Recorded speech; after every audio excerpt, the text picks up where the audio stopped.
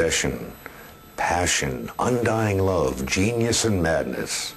Take the titanic themes and emotions of grand opera, fuse them with the trappings of the Gothic novel, and what do you get? The Phantom of the Opera, of course, a darkly romantic icon of the Gaslight era. The opera ghost has never been so popular as he is today. The Phantom seems to have a special appeal for modern audiences, beckoning us to leave our brightly lit, digitized world for a shadowy realm of mystery and terror and enchantment. I've reserved special seats in Box 5, but I warn you, it's supposed to be haunted. But at least it's not underneath the chandelier.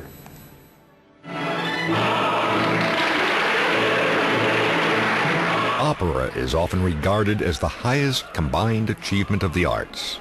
Music, movement, and visual grace all elevated to a nearly superhuman plane. But within this celestial realm, there dwells a fallen angel. It's a fairy tale. There's an angel, and then there's evil.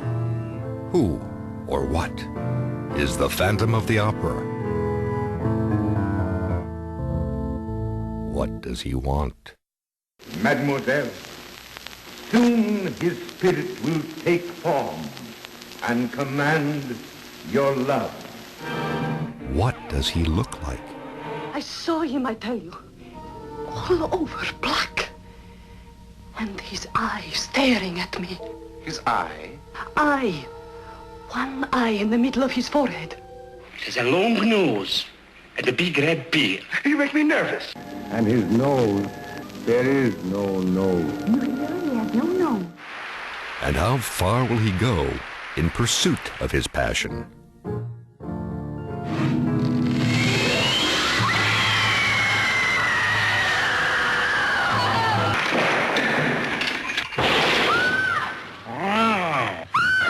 If one theme recurs in the canon of Universal Studios horror, it is certainly the timeless legend of Beauty and the Beast.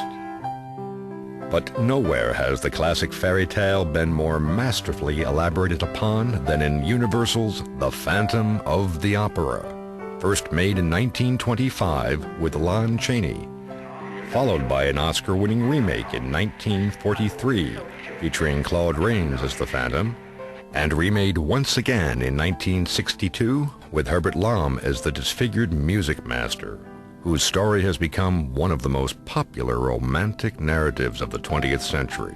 The thing about the Phantom of the Opera is the romantic quality that it has. Well, the appeal certainly of the Phantom of the Opera is one of those perennial things where you have a character who also has a tragic element. It's so intriguing and mysterious, the mystery of it all. It fascinates people. I think the thing that sticks in everybody's mind is the removal of the mask.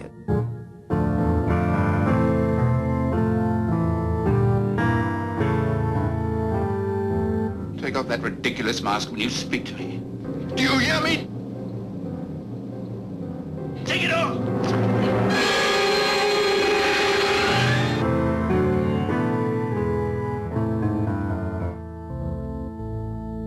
The Opera Ghost was the creation of a Frenchman, Gaston Leroux.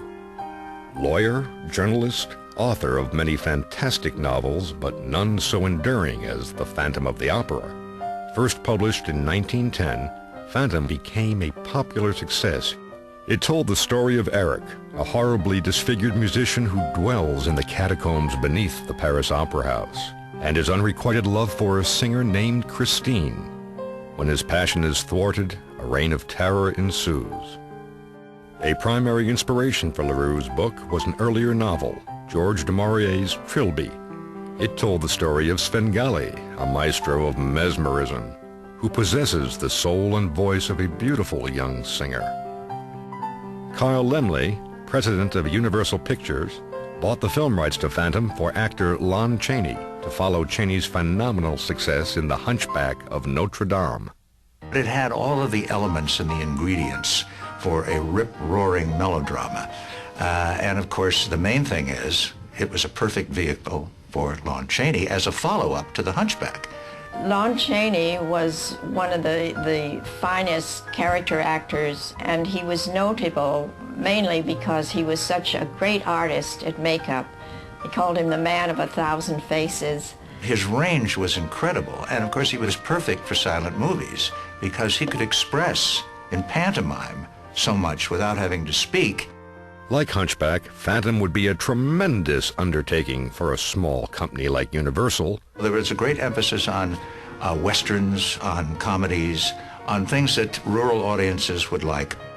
Laemmle first intended to shoot on location in France, but he finally brought Paris to Hollywood, and the opera rose up at Universal City in the shadow of Notre Dame.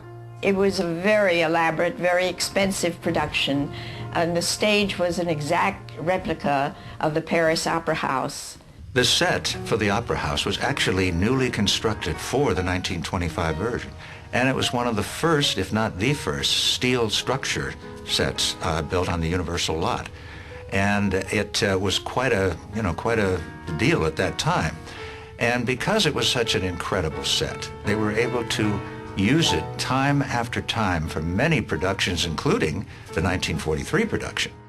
The Phantom stage, art directed by E.E. Sheely and Sidney Ullman, perfectly duplicated the Paris original. But no one at Universal knew what the backstage and cellars looked like. Ben Carré, a French artist now in Hollywood, had worked at the Paris Opera and was called in to help. His English unintelligible, Carré spoke fluently with charcoal. A grateful Universal thanked him, and Carré moved on to his next assignment.